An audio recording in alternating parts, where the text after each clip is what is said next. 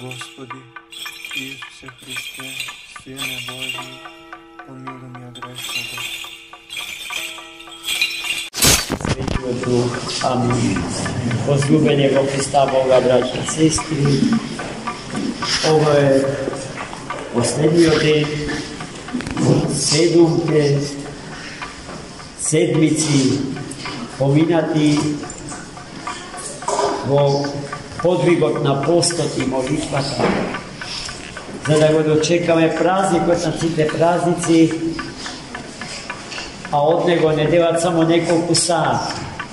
Вечерва во 23 часот добро е да се собериме сите на ова свето место, за да ја објавиме големата победа, што воскреснатиот Христос му ја донесе на човештвото. Возлюбени во Христа Бога, браќи и сестри, Христос и кога умре, ни даваше до знаење дека во него, во неговото мртво тело, врие животот што ќе воскресне за 3 дена потоа. Големите мајстори на православниот иконопис тоа го знаеа одлично и знаеа со јазикот на боите, со теологијата на боите да го изразат тоа што е таинство големо за умот човечки. Да се сетиме, а и не можеме да не се сетиме во овој ден на големиот Невешки Зограф, кој што на таа тема наслика ремек дело, оплакувањето Христово. Но Христос не е обичен мртовец.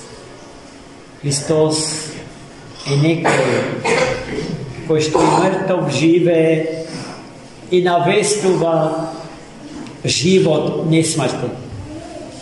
Поради што едното од двете очи Христови на ударот од смртната постела му го настикал подотворен. И од таа вистина не можеше да се побегне. И покрај тоа што еврејските духовни власти во Ерусалим во спрега со римските цивилни власти правеа се да се скрие победата на животот над смртта, да се скрие воскреснатиот Христос. Па Христос за секогаш да остане некој што е украден и лажно представен за воскреснат. Во Светото писмо, што вчера го читавме, беше токму тоа кажано, дека евреите до ден денешен се присилуваат себе си да веруваат дека Христос не е воскреснат, туку украден.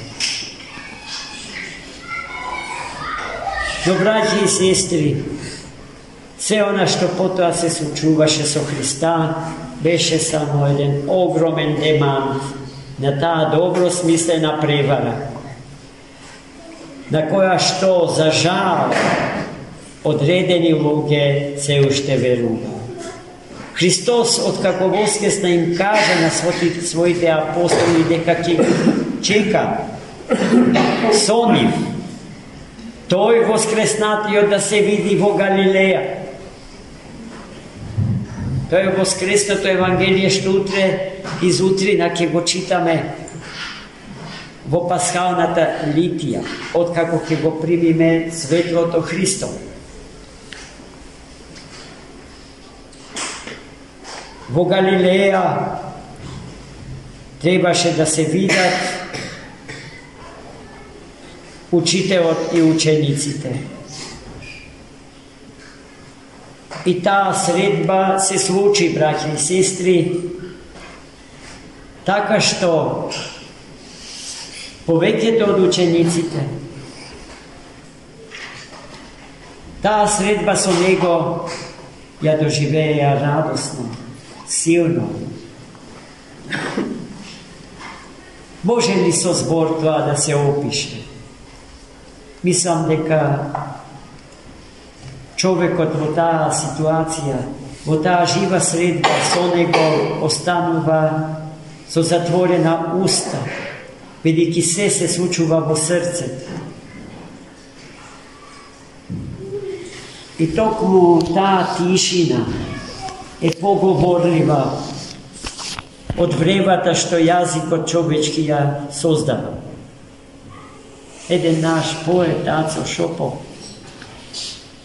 на еден чудесен начин, како да ги читал светите исихасти, во песната ми се чини наречена тишина, го кажува ова што јас го кажувам со употреба на многу зборови.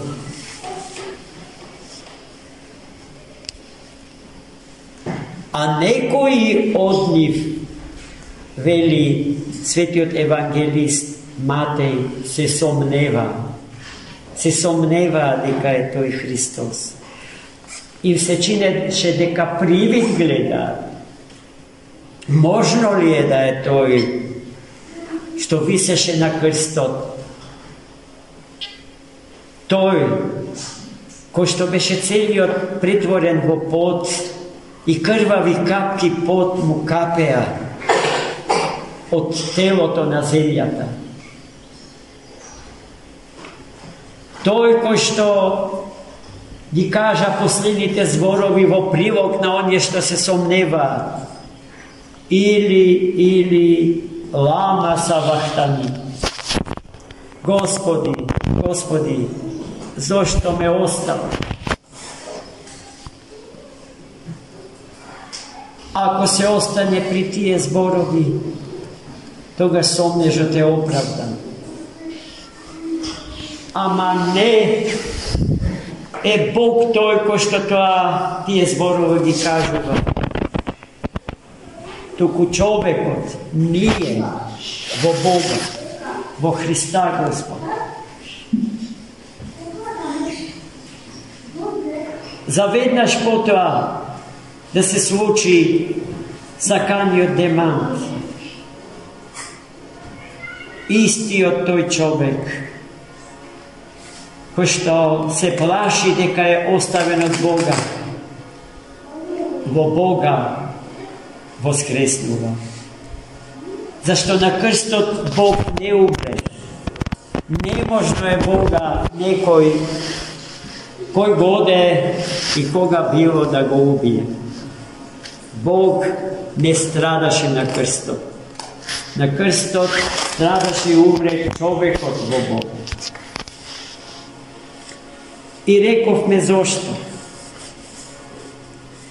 Не затоа што имаше причина да страда, бидејќи не знаеше за грев, ниту смртта владееше со него, туку затоа што нашиот грев и нашата смрт ја прими како своја. И на крстот не умре човекот, туку смртта во човекот.